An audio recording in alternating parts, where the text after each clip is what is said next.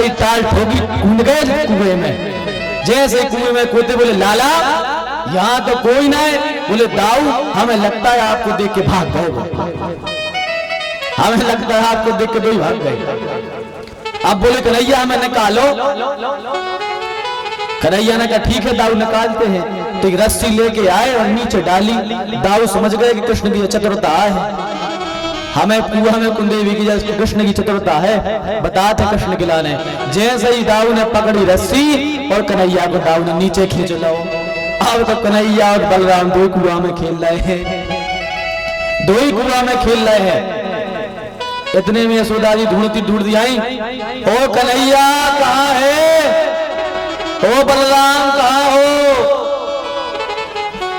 और दोनों खेल रहे कुआ में। यशोदा जी आई, यशोदा जी ने देखा कि दोनों पानी में डले हैं। अरे कृष्ण, अरे कलुआ बलुआ नाक में दम करके रख दी, काम तक नहीं करने देते, सब काम बिगाड़ते हो।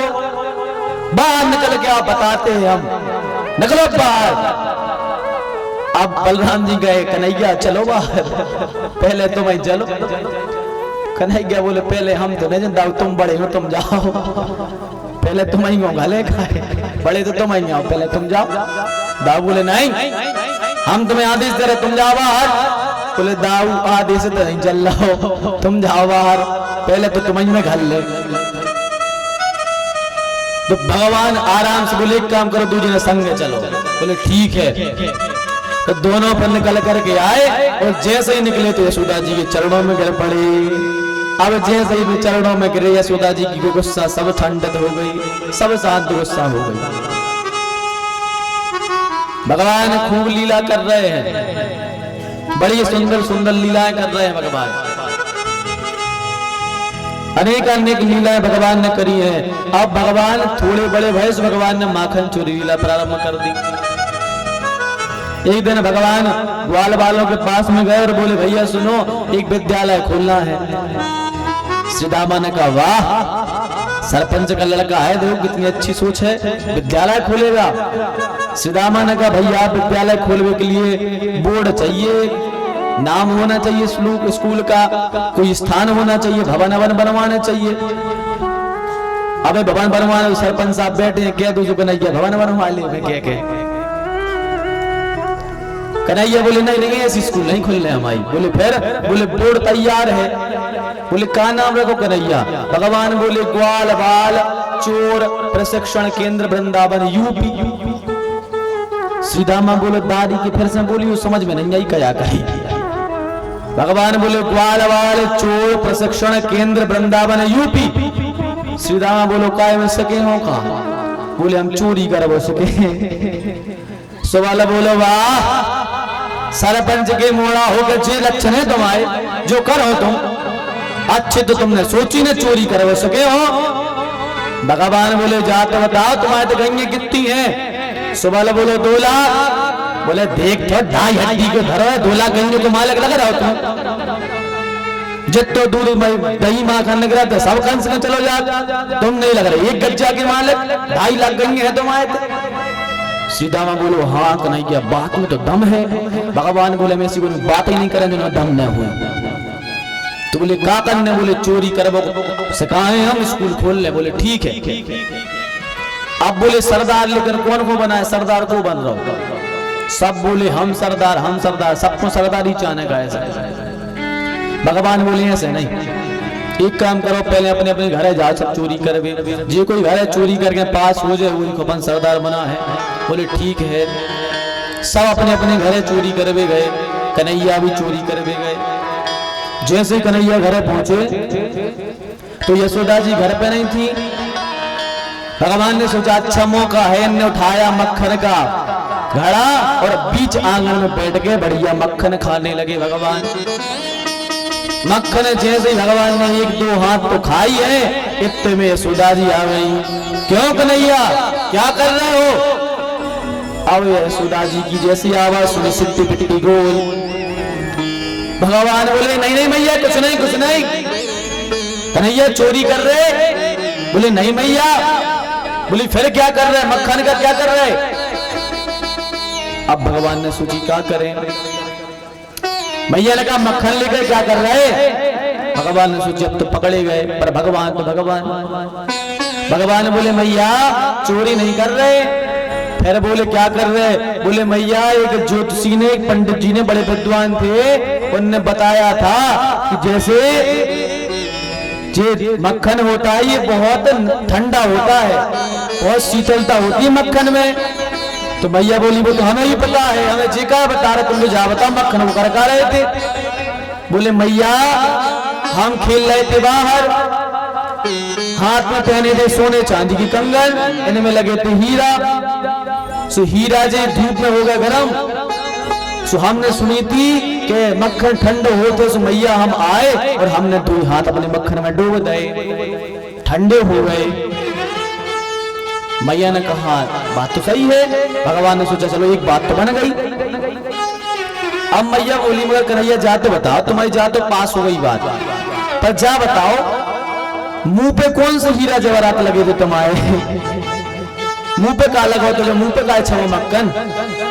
अब कन्हैया सोचे अब तो फंस गए, अब क्या करें? पर भगवान तो भगवान, फिर नहीं तरकीब।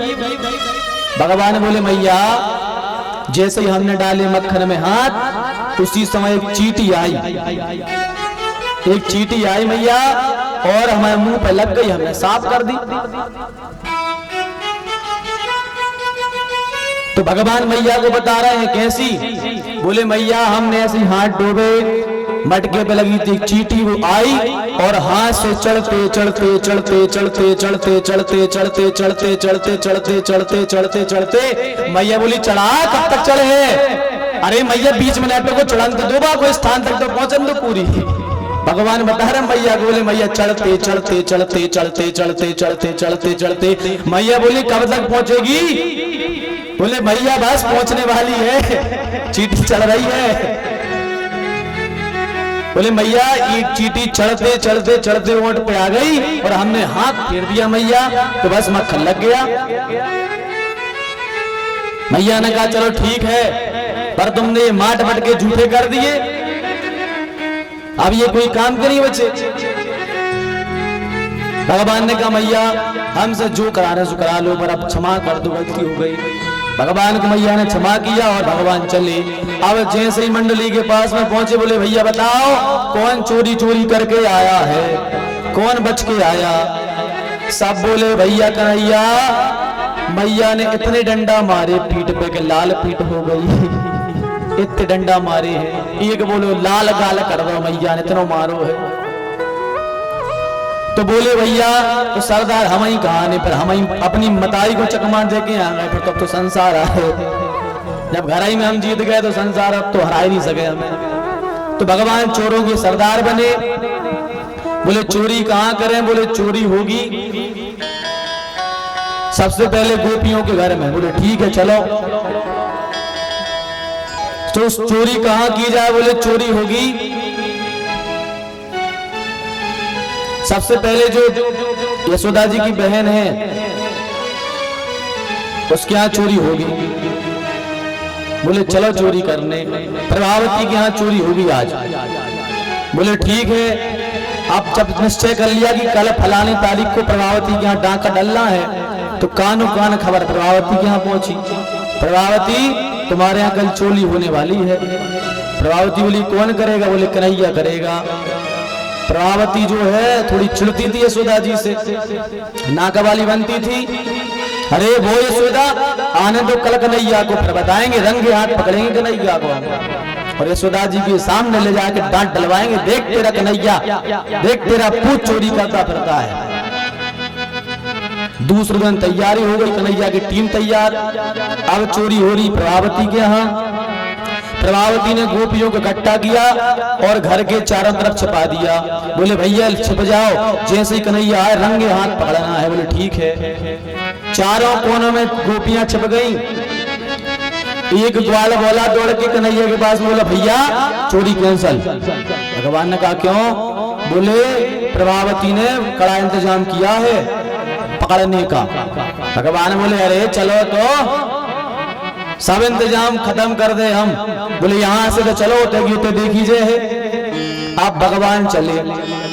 जैसे ही पहुंचे तो क्या देखा कि मक्खन का जो मटका था वो बना ऊपर सेल्फ पे।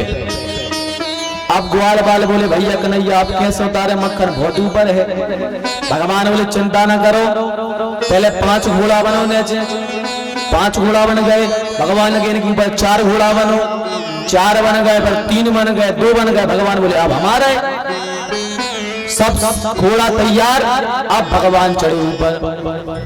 जैसे ही भगवान ऊपर चढ़े, जैसे भगवान ने मटकी पकड़ी और जैसे भगवान ने हाथ डाला, जैसे ही हाथ डाला इतने प्रभावती बोली पकड़ो पकड़ो।